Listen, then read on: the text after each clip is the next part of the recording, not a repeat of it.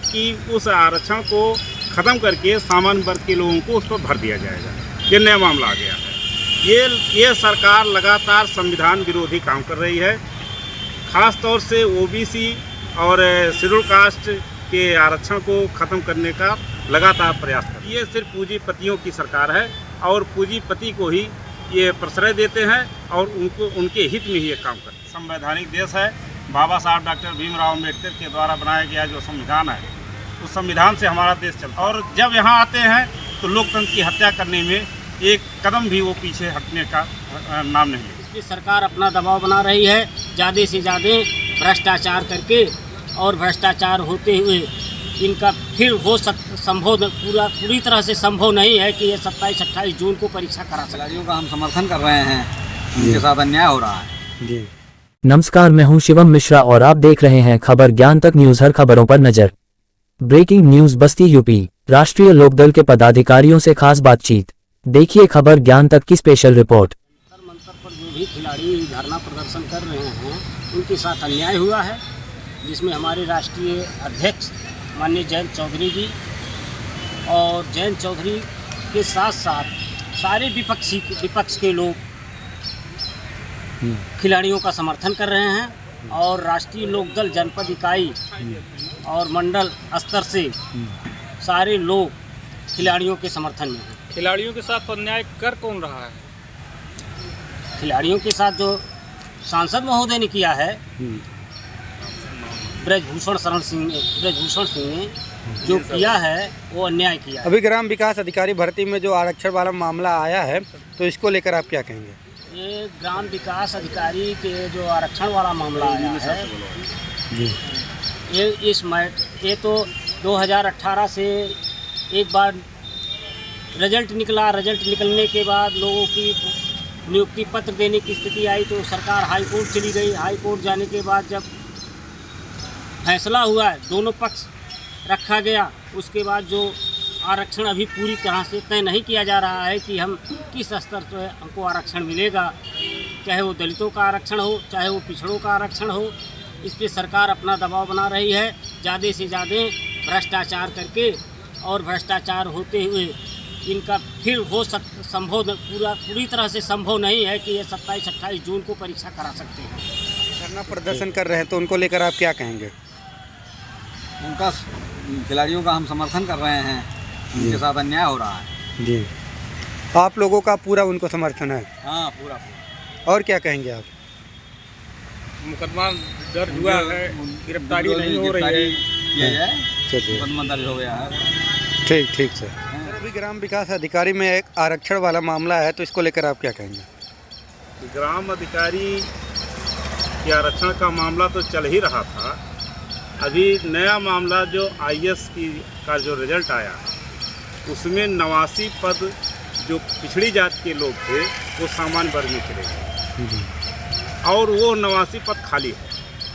और वो आगे चल करके ऐसा लग रहा है कि उस आरक्षण को ख़त्म करके सामान्य वर्ग के लोगों को उस पर भर दिया जाएगा। ये नया मामला आ गया है। ये सरकार लगातार संविधान विरोधी काम कर रही है। ख़ास तौर से ओबीसी और शेड्यूल कास्ट के आरक्षण को ख़त्म करने का लगातार प्रयास कर रही है। अभी जो आपने कहा आरक्षण वाला मामला, तो इसको लेकर क्या आपकी रणनीति बनाई गई है? कोई विरोध प्रदर्शन और दर्शन को लेकर?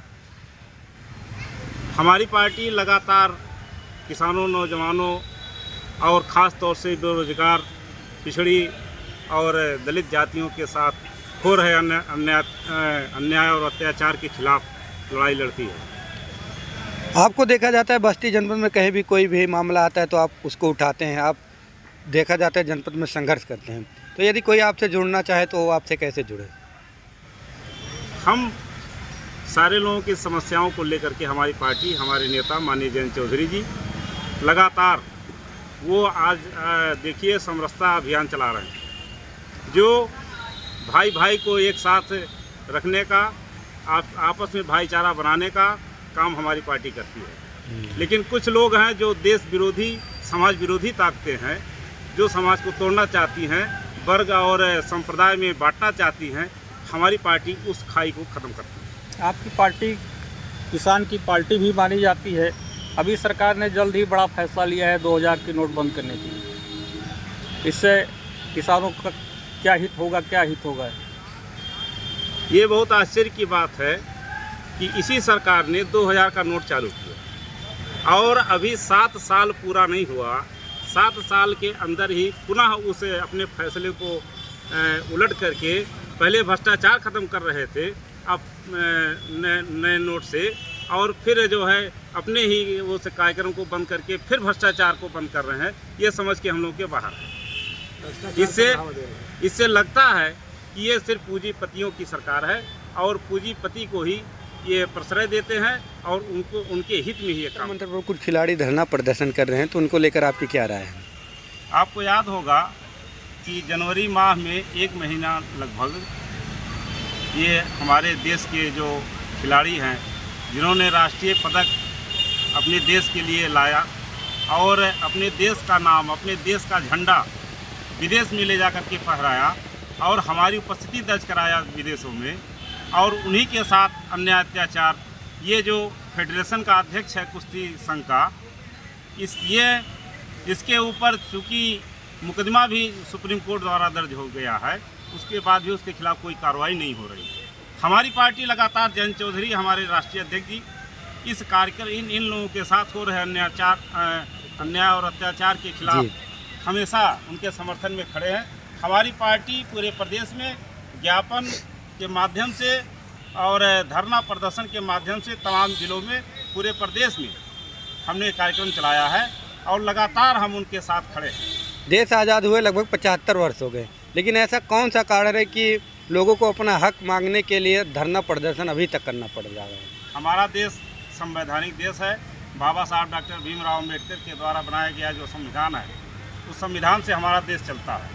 हमारा देश लोकतांत्रिक देश है और हमारे देश के प्रधानमंत्री जब बाहर जाते हैं तो पूरे दुनिया में ये दुहाई देते हैं कि दुनिया का सबसे बड़ा अगर लोकतांत्रिक देश कोई है तो वो भारत है, और जब यहाँ आते हैं तो लोकतंत्र की हत्या करने में एक कदम भी वो पीछे हटने का नाम नहीं लेते। ठीक सर, आपका परिचय क्या है सर? मैं राष्ट्रीय लोक दल का प्रदेश महासचिव और संस्था अभियान प्रभारी।